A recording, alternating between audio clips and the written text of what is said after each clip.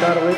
¿Cómo estás, Urso? ¿Qué La tal? verdad, muy bien. Muchas gracias antes que nada por la gentil invitación a todo el equipo de New Vida. Para mí es un placer poder compartir con ustedes este evento científico que la verdad que he podido seguir año tras año a través de Carlos y cómo han ido creciendo científicamente y académicamente. La verdad que me produce mucha alegría y felicidad que mis compatriotas, bueno, estén haciendo las cosas siempre bien. Y bueno, ustedes son un ejemplo de ello. La verdad que los felicito por las exposiciones que hasta el momento hemos podido escuchar, muy interesantes, y espero, bueno, que esta no sea la excepción y que les permita por lo menos tener una idea desde lo biológico por qué nuestros embriones a veces no logran el evento final, que es lograr implantar y desarrollar una gestación a término. Así que bueno, si se me Gra- escucha bien y se ve toda la diapositiva, voy para adelante. Bueno, un poco la idea de esta charla es un poco hablar de por qué los embriones que nosotros tenemos en el laboratorio y que usualmente tenemos mucha fe, ¿no? Desde la parte biológica en cuanto a cómo ese embrión se ve, se observa, ha desarrollado a lo largo del cultivo in vitro. Nosotros realmente podemos dejar muy en claro que las herramientas que actualmente tenemos en el laboratorio, si bien es cierto, día a día han ido mejorando en tecnología y en resultados y algo de evidencia, siempre hay una cuestión que no podemos manejar, ¿no? Y que definitivamente nos genera mucha angustia, ¿no? Que es como bien decía el doctor Pablo y Nicolás, de que son ese escenario tan difícil de manejar que es la falla de implantación, ¿no? Entonces, realmente cuando hablamos de falla de implantación y miramos la literatura y hablamos desde lo biológico principalmente, los doctores han hablado desde lo clínico algunos aspectos como el endometrio, la suplementación de fase lútea y la parte histeroscópica, la parte, ¿no?, anatómica, etc. Hay un montón de aspectos que uno puede llegar a evaluar para hablar por qué un embrión no logra implantarse en el endometrio. Y la verdad es que también uno se encuentra con que hay dificultades en la definición, ¿no? O sea, realmente uno puede encontrar muchas eh, y diferentes opciones cuando busca en la literatura esta definición. Y hay papers incluso, ¿no? Que hablan de que, qué significa exactamente falla de implantación, ¿no? Con lo cual, imagínense la complejidad que tiene la definición, cuán complejo va a ser tratar de entenderla, ¿no? Hay un dicho que es muy importante y que creo que todos los que hacemos investigación y nos dedicamos a la medicina basada en la evidencia, por lo menos tenemos que tener en claro de que tenemos que saber lo que buscamos para poder entender lo que encontramos. Entonces, es muy importante tener claro eso y es así que esa situación hace que muchas veces sea difícil poder definir la falla de implantación. Algunos pueden decir que es el número de ciclos no exitosos, ¿no? Pero ¿a qué le podemos llamar éxito también, ¿no? El 31% puede llegar a decir que son 3 o más ciclos fallidos, un 21% de los que reportaron en ese trabajo hablan de que consideran que son 2 o más intentos fallidos, ¿sí? No hay diferencia o no se incluye en esos intentos si fueron embriones en fresco, si fueron transferencia de embriones u ovocitos criopreservados, en qué estadio de transferencia se hizo, si fue en estadio de clivaje, si fue en estadio de blastocisto. En general, como verán, hay mucha consideración al respecto. Hay quienes manifiestan que pueden considerarse 8 embriones de día 3 o 4 blastocistos transferidos, o en general, independientemente del día de transferencia, pueden ser 10 o más embriones transferidos. Como se darán cuenta, en los dos primeros no habla de la calidad de los embriones, es decir, no sé si son blastocistos de buena calidad o embriones de buena calidad, y en otras pueden considerar la calidad, 5 o más embriones de buena calidad.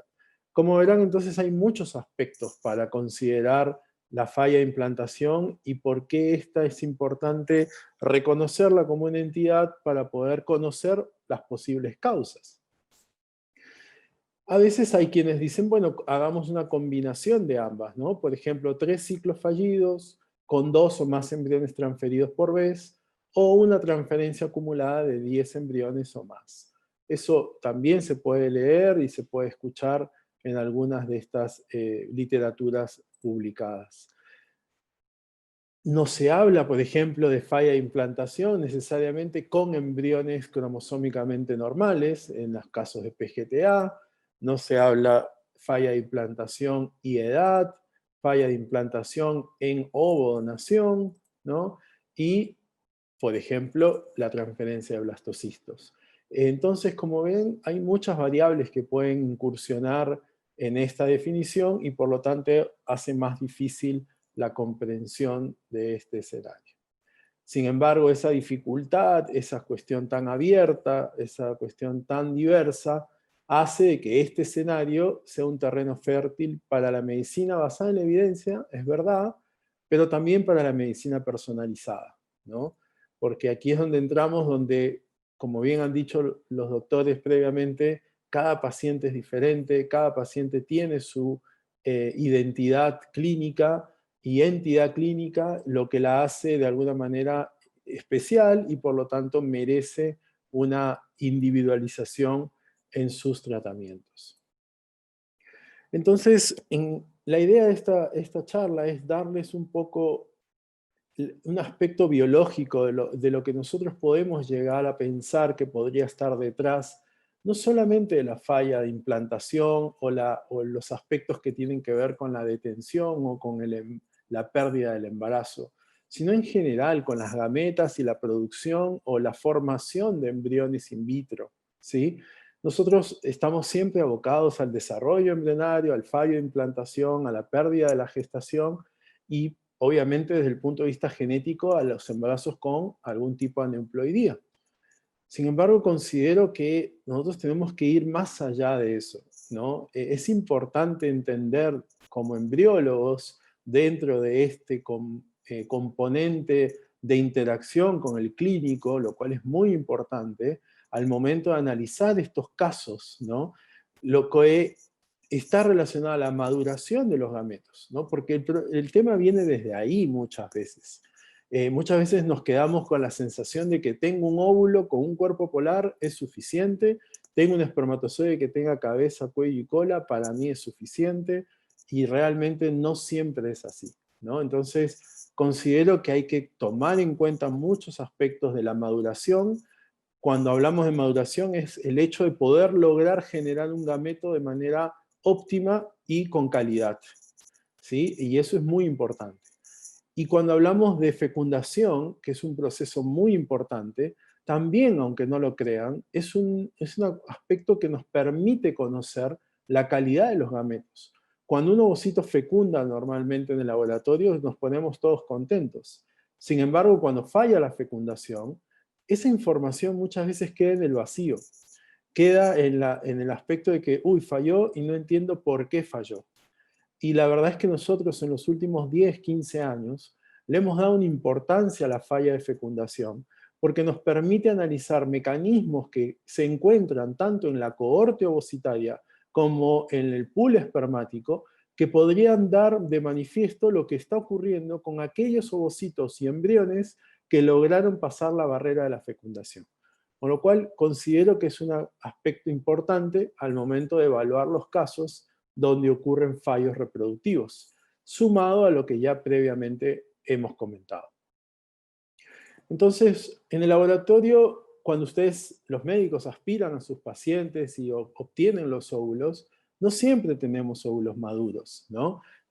Siempre tratamos, y obviamente es el ideal, tener ovocitos en estadio de metafase y de alguna manera poderlos ser utilizados, ya sea para ICSI o para fecundación in vitro convencional.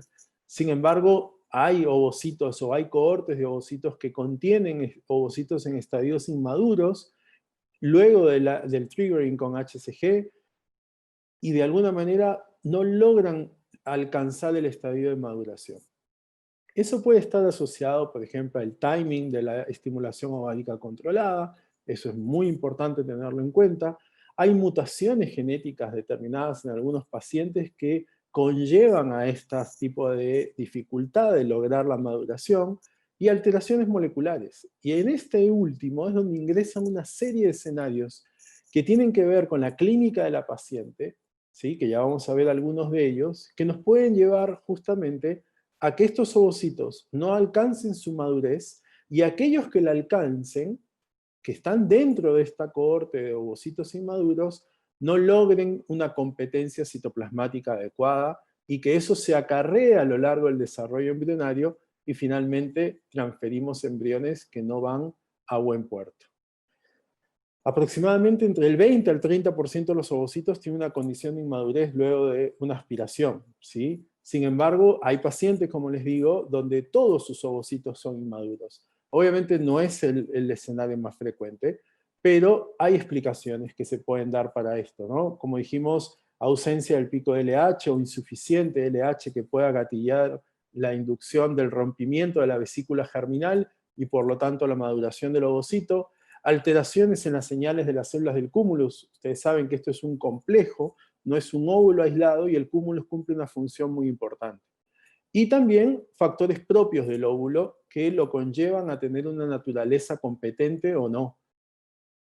Y esto es fundamental que lo entendamos. El ovocito es una entidad que se encuentra circunscrita a un complejo cúmulus ovocito, las cuales lo rodea una serie de células que se ha demostrado que existe tráfico vesicular a través de ellas, y que en su contenido llevan una serie de moléculas que son importantísimas para que ese óvulo logre tener una competencia adecuada.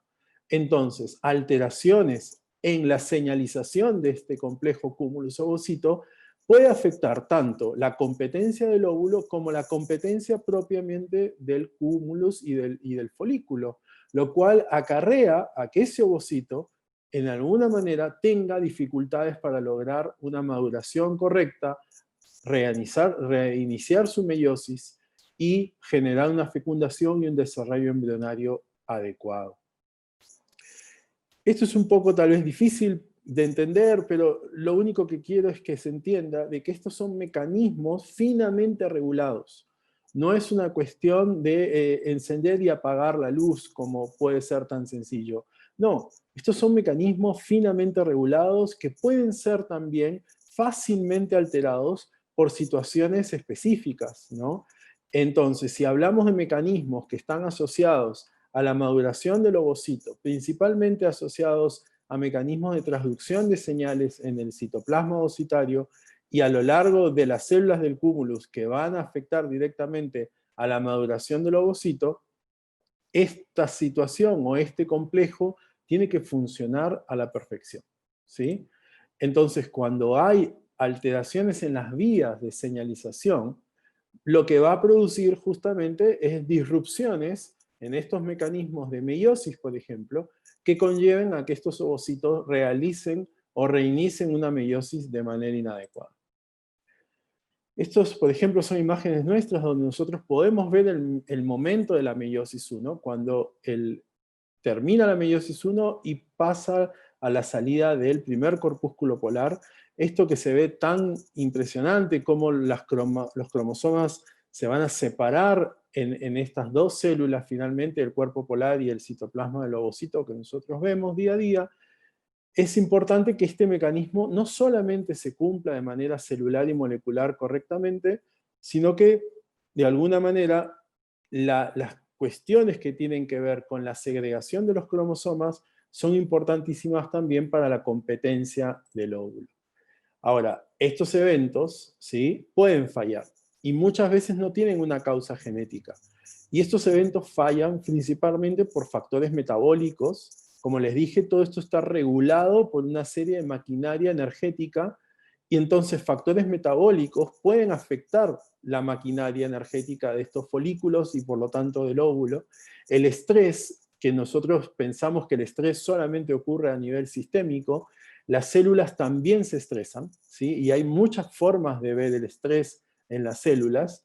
La edad, ¿sí?, como principal marcador generador de estrés celular, también está asociado justamente a alteraciones a este nivel principalmente, y que por lo tanto, junto con factores intrínsecos de la competencia del ovocito, va a generar una mala calidad ovocitaria y que consecuentemente va a repercutir en esos embriones.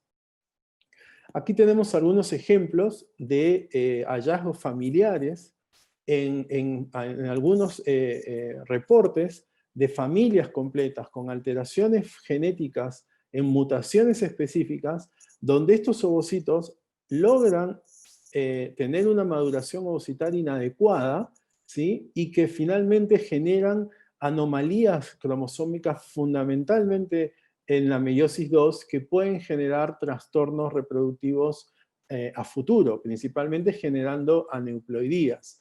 Entonces, miren cómo antes, algunos años atrás, no se pensaba en esto. Antes no se sabía que podía haber mutaciones que estarían detrás de estas alteraciones ovocitarias y que simplemente nos quedábamos con que, un ovocito que no fecundó o generó un mal embrión y que, bueno, esto quedó ahí y no tiene mucha explicación. Si bien es cierto, no es una cuestión muy frecuente, cuando se analiza esto ya en un marco de consejo genético y de cuestiones familiares, sí se puede ver que existe cierta implicancia genética en estos aspectos, ¿sí? Acá hay otros 2 reportes más donde se pueden ver claramente familias con mutaciones genéticas específicas de mujeres relativamente jóvenes, algunas de ellas, donde tienen incapacidad para lograr ovocitos maduros y que estos fecunden y generen embriones de buena calidad, ¿sí? Y en todo caso son embriones que se detienen en su desarrollo. Otro reporte más donde podemos ver ovocitos que logran la fecundación, ¿sí? Y generan embriones de día 2, algunos de ellos de buena calidad, y otros no tanto. Aquí, por ejemplo, vemos grupos controles, y en aquellas pacientes que tienen mutaciones específicas, por ejemplo, para alguno de estos genes que les he comentado, ¿cómo podemos ver estos embriones empiezan a tener un clivaje asincrónico, una generación de fragmentos bastante elevada, y que terminan generando embriones de muy mala calidad? Entonces, con esto nada más quiero comentarles que a veces uno se deja llevar todo el tiempo por lo que ve, ¿sí? Y eso es verdad. Nosotros principalmente creemos en lo que vemos, ¿sí? Puede ser de manera personalizada o a través de un equipamiento, o etcétera, pero muchas veces hay cosas detrás que no podemos ver. Y eso es importante que lo empecemos a tener en cuenta a partir de que estos ovocitos y estos embriones no logran implantar justamente por alteraciones en estos mecanismos que están asociados a la maduración del ovocito. Alteraciones en la zona pelúcida, mutaciones en la zona pelúcida, también se ha visto que tienen efectos ovocitarios severos en la generación de embriones, ¿sí? Miren estas imágenes de ovocitos y de embriones generados in vitro en pacientes con mutaciones a nivel de la zona pelúcida o a nivel de mutaciones como PATL2 que tienen que ver con la expansión del cúmulus y la maduración ovocitaria. Y en cuanto al espermatozoide, no es algo distinto. El espermatozoide, al igual que el óvulo, tiene que pasar por una serie de mecanismos de lograr una optimización y una adecuación realmente fina para lograr tener esa capacidad de lograr fecundar un óvulo y a partir de ahí poder desencadenar una serie de mecanismos finamente regulados para lograr un embrión de buena calidad. Entonces, cuando hablamos de espermatogénesis y espermiogénesis específicamente, son tantos los puntos de control. Y actualmente se ha descrito una serie también de mutaciones genéticas en diferentes momentos del proceso de formación espermática que pueden tener lugar a afectar tanto la formación de espermatozoides y a aquellos que ya están formados padecer de algunas patologías que puedan de alguna manera acarrear alteraciones que finalmente me lleven al fracaso reproductivo, a pesar de lograr un embrión lógico u óptimo para transferir. Entonces, cuando hablamos de maduración del ovocito y maduración espermática, tenemos que tener en cuenta que los ovocitos necesitan tener competencia nuclear y citoplasmática. Es decir, no solamente necesitamos un óvulo con un primer cuerpo polar. Eso no es suficiente. Muchas veces eso lo que único que nos hace es decir, bueno, tengo un óvulo nuclearmente maduro, pero no necesariamente desde el punto de vista citoplasmático. Cuando evaluamos ovocitos que han fallado en la fecundación, como les dije, ¿no? Aquellos ovocitos que luego de algún tratamiento de reproducción asistida, ya sea por FIP o por ICSI, encontramos este escenario donde el espermatozoide se encuentra dentro del citoplasma ovocitario y esto no desencadenó ningún tipo de mecanismo de activación ovocitaria, hablamos de una falla de fecundación. Pueden ser causas ovocitarias, pueden ser causas espermáticas y obviamente, y espero en menor proporción, causas técnicas. Sin embargo, cuando hablamos de qué pudo haber pasado en las fallas de fecundación, como les dije al principio, nos puede dar una posibilidad de entender lo que va a ocurrir con esa cohorte. Este fue un estudio que hicimos hace algunos años ya, estudiando aproximadamente 2.860 ovocitos que fallaron en la fecundación de muchas pacientes a lo largo de estos 7 años u 8 años que estuvimos trabajando en este tema. Y observen qué importante es la madurez citoplasmática de ese ovocito. Todos estos ovocitos fueron metafase 2. Sin embargo, el 38% de esos ovocitos fallan en la fecundación porque no alcanzan una madurez del citoplasma, a pesar de ser ovocitos metafase 2. Y un 28% se puede ver que es claramente afectado por una incapacidad del óvulo a descondensar el núcleo espermático y por lo tanto no prosigue en el proceso de formación de los pronúcleos. Entonces, es muy importante ver qué impacto tiene el óvulo y qué impacto tiene el espermatozoide a este nivel.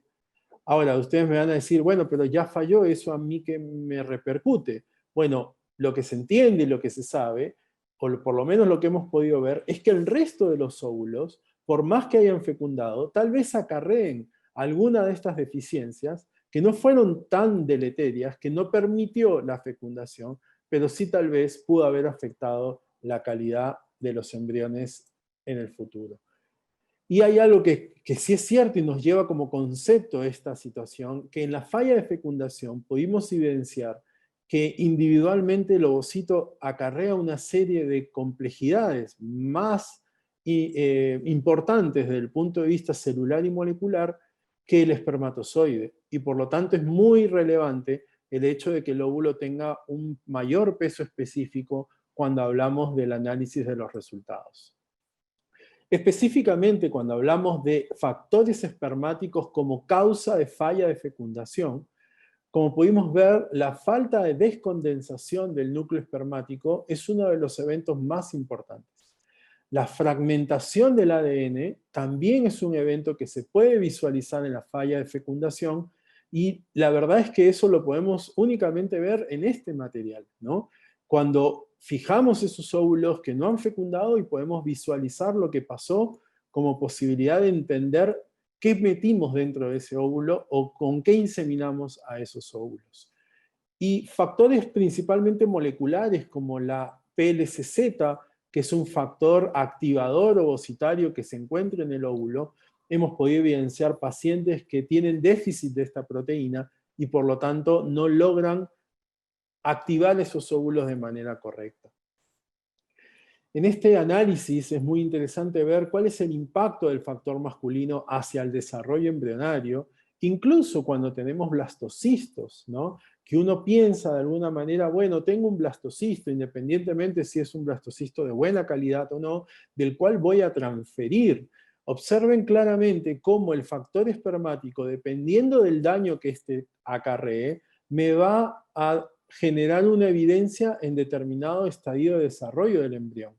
Sin embargo, los que solemos transferir en blastocisto, estas cuestiones, la verdad, las podemos ver de manera muy temprana y la llegada a blastocisto muchas veces se ve disminuida cuando estamos frente a un factor espermático. Sin embargo, muchas veces cuando logramos transferir blastocistos, aún así sean de buena calidad y en algunos casos euploides, podamos tener un escenario de no embarazo o no implantación. Y es ahí donde el factor espermático logra tener una repercusión en el entendimiento de por qué pueda estar pasando esto. Brevemente de PLCZ, comentarles que es una proteína que, como les dije, es liberada por el espermatozoide y gatilla una serie de mecanismos citoplasmáticos en el óvulo que hace que este óvulo reinicie su meiosis y por lo tanto pueda seguir adelante en el desarrollo embrionario. Entonces, esta inducción cíclica de pulsos de calcio son importantísimos para que ese óvulo logre avanzar en su desarrollo. El espermatozoide, si padece de algún déficit a este nivel, puede tener implicancias en el desarrollo de la fecundación, y se ha visto que déficits en PLCZ tienen implicancias también en el desarrollo embrionario temprano, con lo cual es muy importante al momento de analizarlo dentro de las causas de por qué nuestros embriones no llegan a ser buenos y aquellos buenos no logran implantar.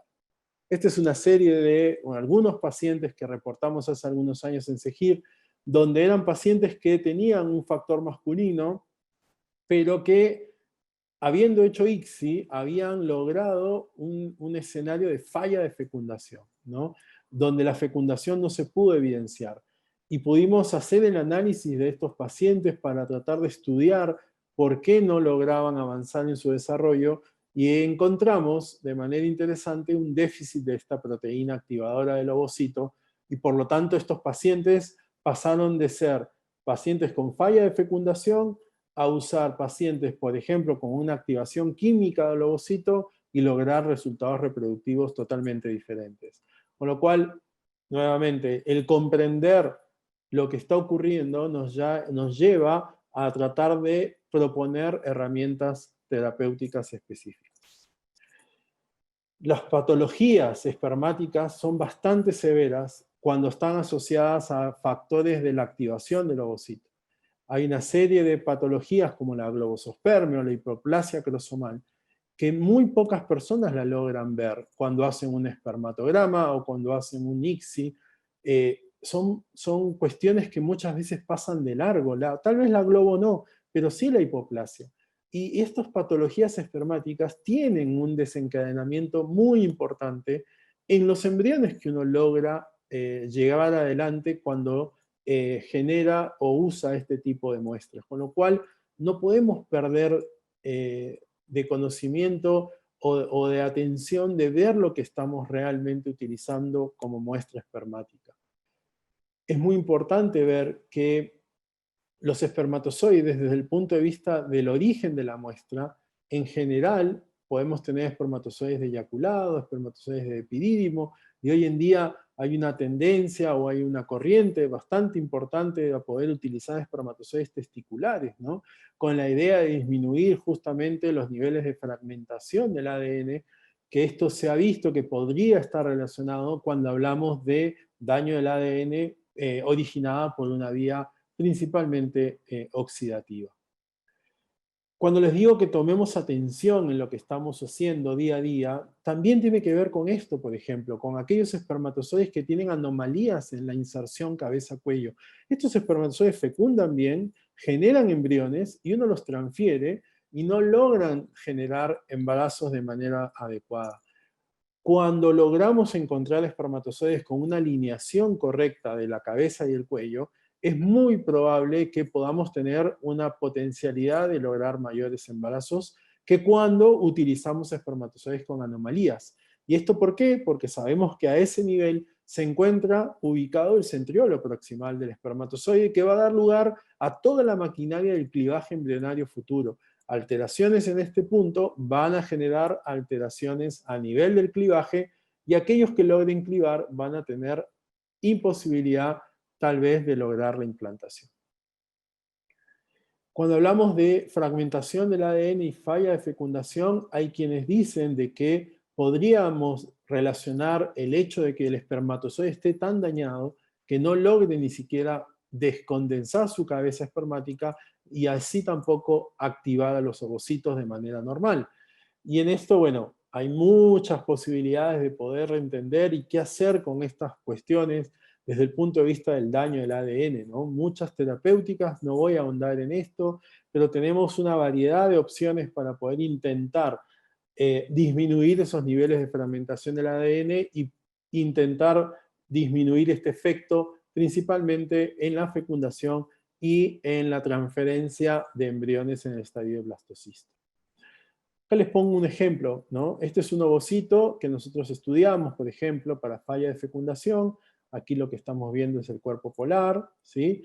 ¿Sí? Ahí está la metafase 2, ¿no? El ovocito metafase 2. Luego podemos ver la aparición de una segunda placa metafásica, ¿sí? Que correspondería al ADN espermático, ¿sí? Y cuando analizamos justamente algún marcador de la calidad y la competencia del citoplasma ovocitario, podemos ver que este ovocito, en este caso para mí este marcador, me está diciendo que no se encuentra maduro necesariamente desde el punto de vista citoplasmático, lo cual es una evidencia muy importante porque a pesar de que era un M2 desde el punto de vista nuclear, citoplasmáticamente no lo era. Y esto es lo que yo les decía.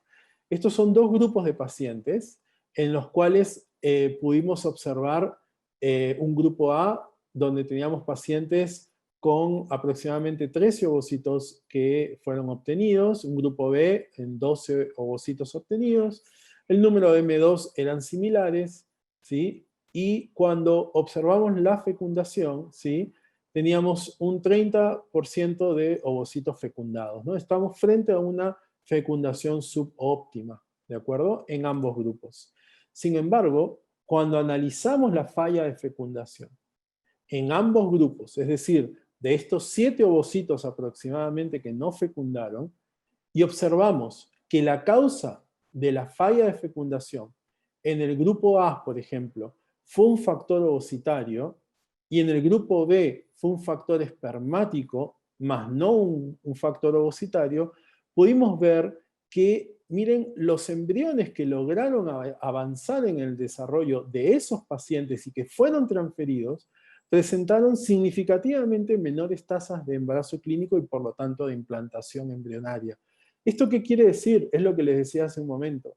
Aquellos embriones que logran, ¿no?, avanzar en el desarrollo embrionario, pero que corresponden a una cohorte de ovocitos de mala calidad, es muy probable que aunque tenga embriones para transferir, estos tengan una incapacidad de lograr implantarse y generar un embarazo.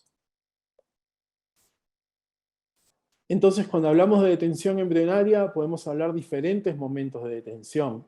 Pueden detenerse en la singamia, pueden detenerse en el estadio de clivaje, o pueden detenerse en el estadio de blastocisto. Analizando las causas, si hablamos desde el punto de vista ovocitario, pueden ser las aneuploidías como un mecanismo de envejecimiento. Y en cuanto a la terapéutica, los tratamientos anti-age son todavía muy cuestionados. En rejuvenecimiento citoplasmático no hay evidencia realmente robusta que me diga que esto puede funcionar. Hay casos aislados donde se ha podido ver algún beneficio. La ovodonación es una terapéutica extrema, pero funciona ante estas situaciones. La inmadurez citoplasmática, como les dije, es un déficit principalmente de proteínas, y por lo tanto la terapéutica muchas veces es revisar la estimulación y tratar de imponer algún cambio que me permita mejorar esa cohorte ovocitaria. Tratamientos experimentales desde el punto de vista de mejorar la condición mitocondrial, y la maduración in vitro puede ser una propuesta adecuada para estas pacientes. Cuando hay mutaciones, definitivamente hay un déficit proteico producto de esta mutación, y la terapéutica va a depender del gen y la mutación, y la mayoría de ellos aún están en tratamientos experimentales.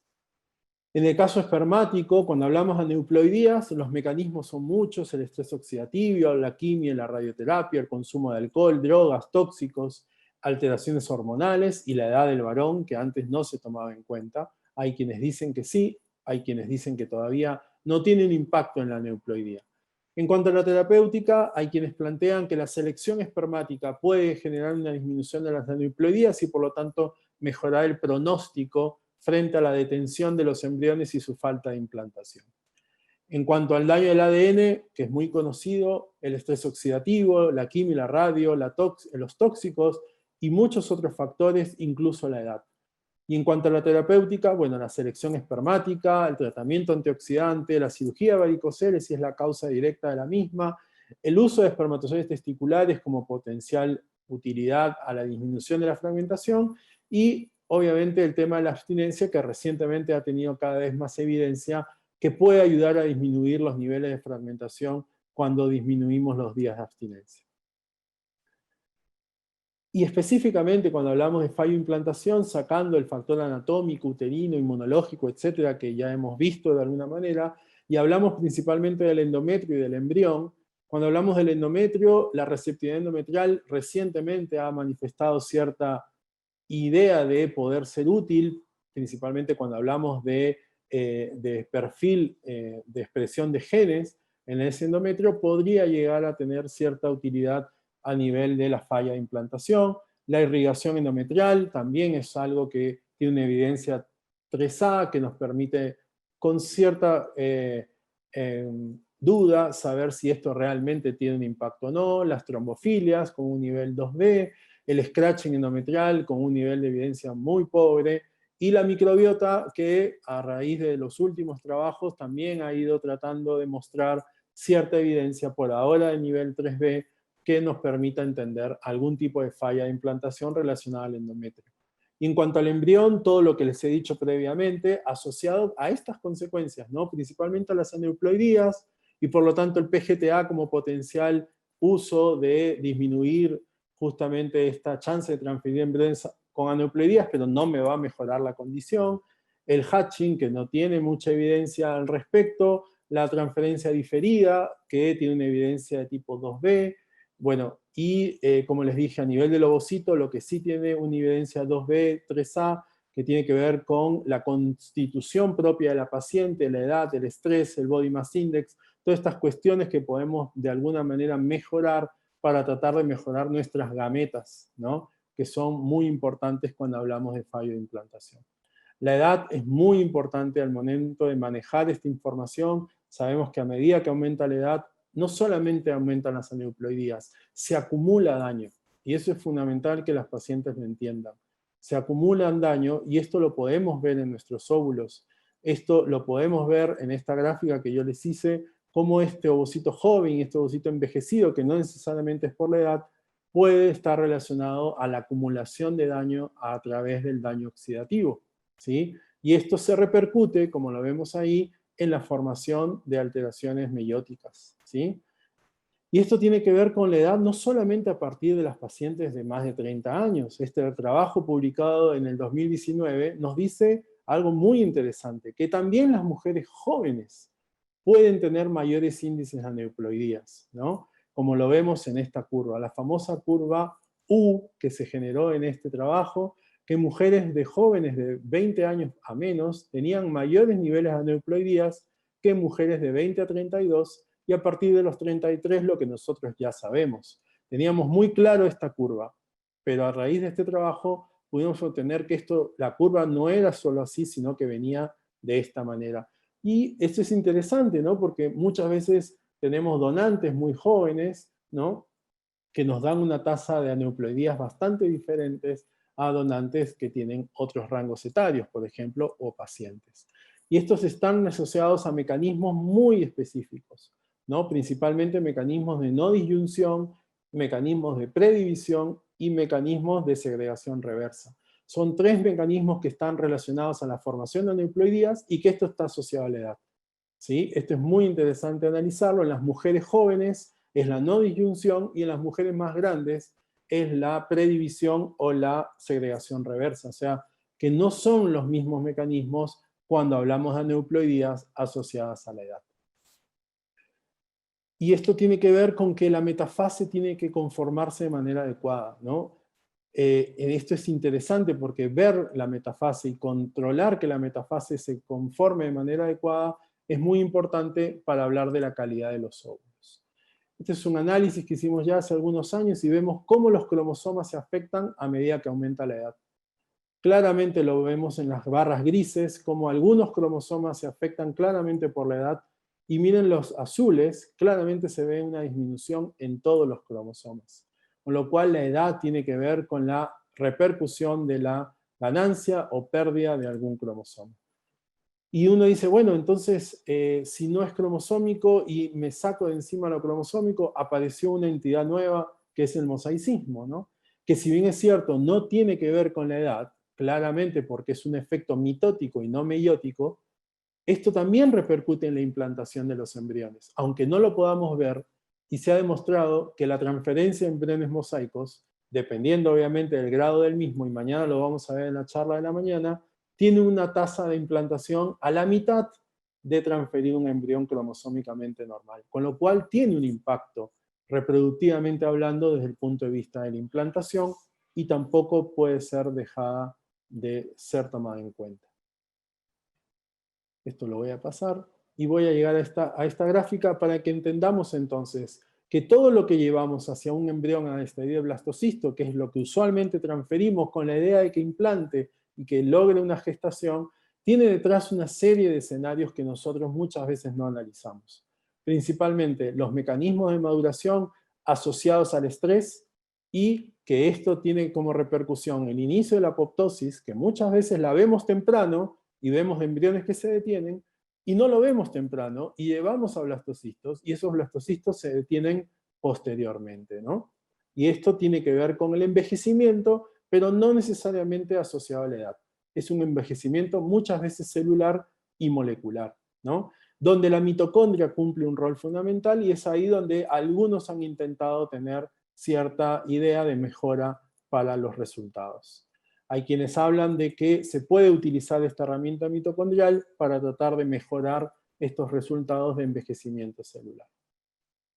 Y para finalizar, cuando hablamos del espermatozoide y de resultados, tenemos tres principales componentes espermáticos que tienen que ver con los fallos reproductivos: las anomalías de cabeza, de cuello y de cola. Como les dije, las de cola no necesariamente tienen asociado un fallo reproductivo certero, pero sí las anomalías de cabeza y las anomalías de cuello tienen repercusiones negativas en el desarrollo embrionario y la implantación. Principalmente los daños del ADN tienen que ver justamente con estos mecanismos. Este es un trabajo que presentamos hace 3 años ya en un modelo de ovodonación donde evaluamos los niveles de fragmentación del ADN en ovocitos de ovodonación que lograron ser transferidos, y aquellos que no lograron ser transferidos y detuvieron su desarrollo hacia el cultivo en blastocisto, pudimos estudiarlos. ¿Y qué pudimos ver? Que aquellos varones que tenían niveles de fragmentación del ADN elevados, pudimos ver que la tasa de llegada a blastocisto fue significativamente menor en comparación a aquellos que tenían valores normales de fragmentación del ADN. Y que al mismo tiempo la tasa de embarazo en estos pacientes fue significativamente menor en comparación al otro grupo. Con lo cual nos está diciendo que el daño del ADN no solamente disminuye el desarrollo embrionario hacia el estadio blastocisto, sino que en aquellos que logro llegar a un blastocisto y que logro transferirlo, su tasa de implantación es menor en relación a aquellos que tienen valores normales del daño del ADN. Y cuando analizo esos embriones detenidos en estos varones con altos niveles de daño del ADN, puedo ver cómo ese daño del ADN propio del espermatozoide impacta en el desarrollo embrionario, pudiéndolo ver claramente en esos embriones que se están generando, ¿sí? Como lo vemos en estas imágenes. Y esto principalmente se genera por daños espermáticos que están asociados al daño oxidativo, y de ahí deviene una serie de mecanismos que están asociados a disminuir estos niveles de daño para mejorar esa condición, ¿no? Evitar que estos espermatozoides que se generan daño y que se dañe el ADN, y que muchas veces son estos lo que utilizamos en el laboratorio porque estos se mueven y tienen movilidad y son posiblemente elegidos para los tratamientos de reproducción asistida. Y actualmente podemos sumarle estudios de daño oxidativo, ya no solamente daño del ADN, sino daño oxidativo, y que nos permite caracterizar a nuestros pacientes y ver qué pacientes tienen daño oxidativo y poderlos ayudar a disminuir ese daño oxidativo y por lo tanto disminuir la fragmentación, que en muchos de los casos son concomitantes cuando hablamos de daño. Y esta es una última diapo que me pareció muy interesante, donde engloba todo este mecanismo espermático de daño oxidativo a nivel posttesticular y a nivel testicular, donde claramente muchos de los aspectos que desde el punto de vista clínico pueden ser considerados para mejorar la condición de nuestros pacientes, ¿no? Como por ejemplo los hábitos de vida, el consumo de tabaco, los efectos, la exposición a tóxicos o algún tipo de patología testicular como el varicocele, la criptorquidia, etcétera, que pueden ser muchas de ellos mejorados con la idea de mejorar la condición testicular y por lo tanto así tener mejores embriones y que logren la implantación. Entonces, no solo es necesario un espermatozoide viable, no es solo necesario un espermatozoide que se mueva, tienen que ser competentes. Hablamos de espermatozoides que tengan íntegro su ADN, que tengan su proteoma adecuado, que tengan un nivel de oxidación normal, y que esto me va a ayudar a entender que la generación de un embrión puede ser viable y que éste pueda continuar su desarrollo. Y el óvulo sano y competente lo mismo, no solamente es núcleo, es citoplasma también, y todo lo que esto lleva y es lo que les he mostrado. Y el embrión competente, una vez que se forma, tiene que expresar sus genes de manera correcta, tiene que dividirse de manera correcta y tiene que tener una actividad metabólica de manera correcta. Y todo esto va a estar asociado a la presencia o no de aneuploidías también. Y finalmente un adecuado endometrio, que se expresen los genes de manera correcta, que actualmente tenga un microbioma adecuado, un flujo sanguíneo óptimo, etc. Con lo cual, no solo nos tenemos que dejar llevar con lo que vemos día a día. Es importante lo que vemos, pero muchas veces hay cosas que no vemos y que son importantes para tomar en cuenta en el fallo de implantación de estos embriones. Muchas gracias.